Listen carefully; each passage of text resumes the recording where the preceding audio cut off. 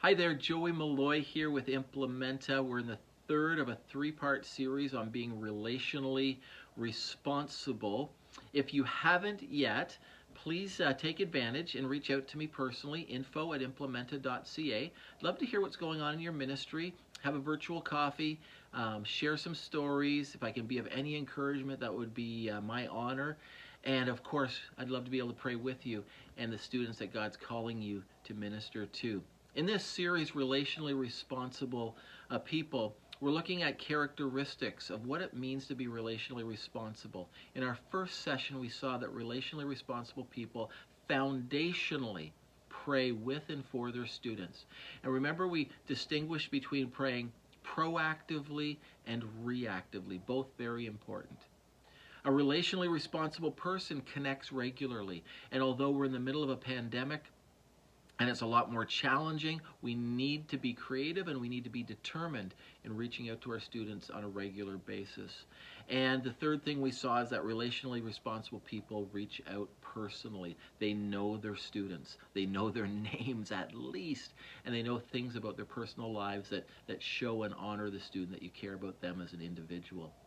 In the session number 2, we looked at 3 other characteristics of a relationally responsible person. 1, or 4, we saw that relationally responsible people are very purposeful. They understand, as does the student, that the primary role of the relationship, or the purpose of the relationship, is that of being able to help the student grow in their spiritual walk. We saw that a relationally responsible person pays attention and notices when things aren't quite right, and things are changing slightly, and perhaps is able to cut off any kind of potential dangers that might be on the way in a student's life. And the third thing, or the sixth thing, that we noticed is that a relationally responsible person takes good notes. Pay attention, get that journal out, and hopefully some of you have already cracked open a new journal and are writing and taking good notes on your students. Well, in this last session, I want to look at 3 other things that relationally responsible people are. And by no means are these 9 things like the exhaustive list of what relationally responsible people do. If you have other ones you'd like to suggest, by all means, please shoot me a note, let me know, type it in the comments here. I'd love to add some more if I'm missing some, or if you have some that you think would add to this session. So, 3 things today. Relationally responsible people show up, they celebrate, and they're responsible. First one, or 7th one, relationally responsible people show up. Look at Philippians 2, verse 7b to 8a. There's an interesting little sentence there that says, when he, referring to Christ of course, appeared in human form, he humbled himself in obedience to God. In other words, Jesus showed up. He came. And lost in all of who Jesus is, and his incarnation, and his life, and his death, and his resurrection, and his ascension, and all that he is for us, don't lose sight of the fact that he simply showed up. And I sometimes imagine, sort of in the boardroom of the Trinity, the conversation going something like, what are we going to do? I gave them creation. They messed it up. I gave them the laws. They couldn't keep it. I tried and I tried and I tried and I tried, and they're just not getting it. What are we going to do to solve this sin problem? And Jesus saying, I'm not sure exactly, but I'm willing to go. Now, obviously, it didn't quite work out that way, or probably didn't sound quite like that. But I imagine Jesus kind of stepping up and saying, I'm the Son. I will go fix it. Tell me what to do, I'm there. And then, of course, he did. And sometimes there's a pastoral principle that we call just showing up. Sometimes it's just a matter of showing up, and being there is enough. I remember one time years ago, a student in my youth group, his grandmother had died. And I didn't know much about the student. I knew his name, and I knew enough to know where the funeral was. I had heard that he was going to be reading a tribute to his grandmother at the funeral. So in my mind, it triggered that he must have really felt quite close to his grandma. I figured out somehow, I believe the Holy Spirit guided me, that it was important enough that I show up to this funeral. So I got there a little bit late, walked in the back, and I got there just as he was getting up to give his little tribute. And he gave his tribute, did a fine job, and then he sat down, and then I stayed for a few more minutes, then I left, because truthfully I was going to somewhere else and probably too busy that day. But anyway, I was there for that moment. He didn't notice me. And again, I like to think that, when I show up, people will notice and they'll be happy, that kind of thing. And he read his speech, and in his pain and sorrow, he didn't notice that his youth pastor was standing at the back trying to encourage him. That's okay. A few days later, we saw each other at the youth group, and I walked up to him. I said, "Hey, man, I was at the funeral. You did a great job with your speech." And he just looked at me like, "What? You were there?" And that look on his face of, and I don't know what he was thinking beforehand. He probably wasn't thinking a whole lot about me and whether I would be there or not. But the positive response when he realized you actually were there was priceless.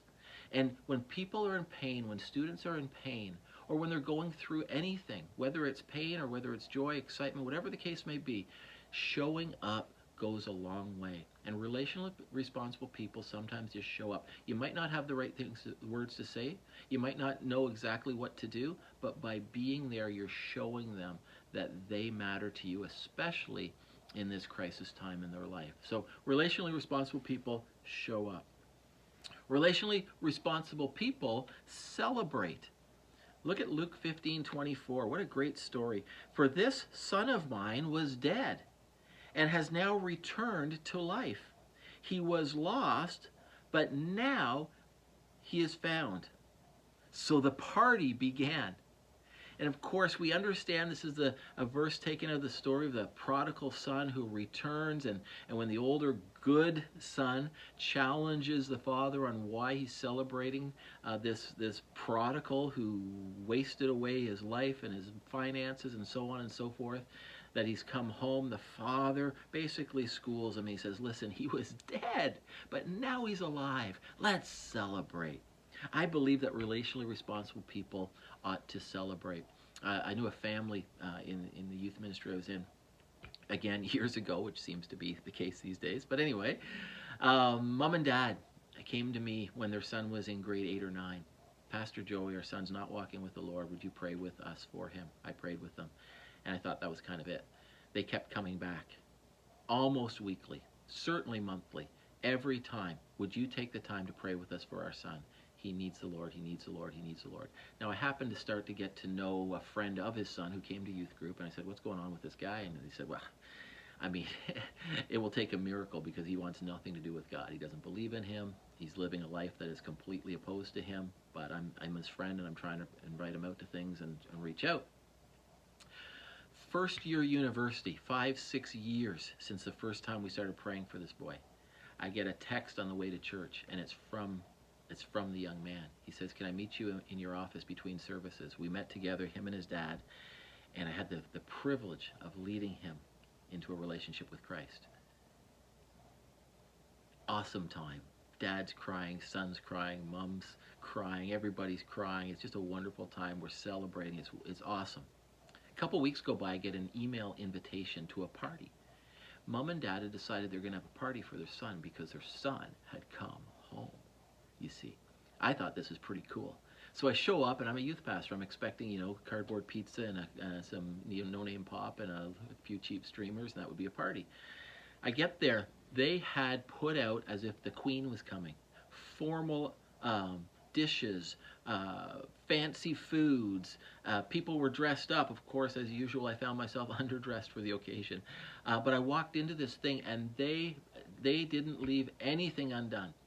They just put it all out there, and the place was full of people. All the people in their son's life who had been praying for him and who had been encouraging him were there to celebrate that their son had come home. We live in a world that celebrates a lot of things.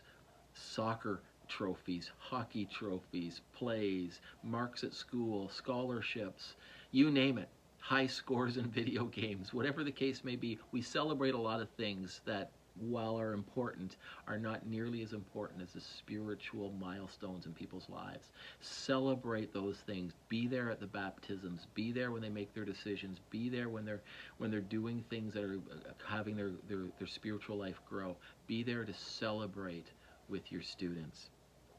And the last thing is that relationally responsible people are responsible. And all I really want to say here is go after students relationally. Be determined, be creative, do everything you can do, but make sure you're doing it within the confines of the rules that your church has laid out for you. Look at Colossians 3:23. Work willingly at whatever you do as though you were working for the Lord rather than for people. And really what Paul is saying here is he's saying work hard for the Lord, but play by the rules. Okay? And you need to know the rules. A lot of people use Plan to Protect or similar types of curriculum that helps us understand how to properly interact with minors and so forth.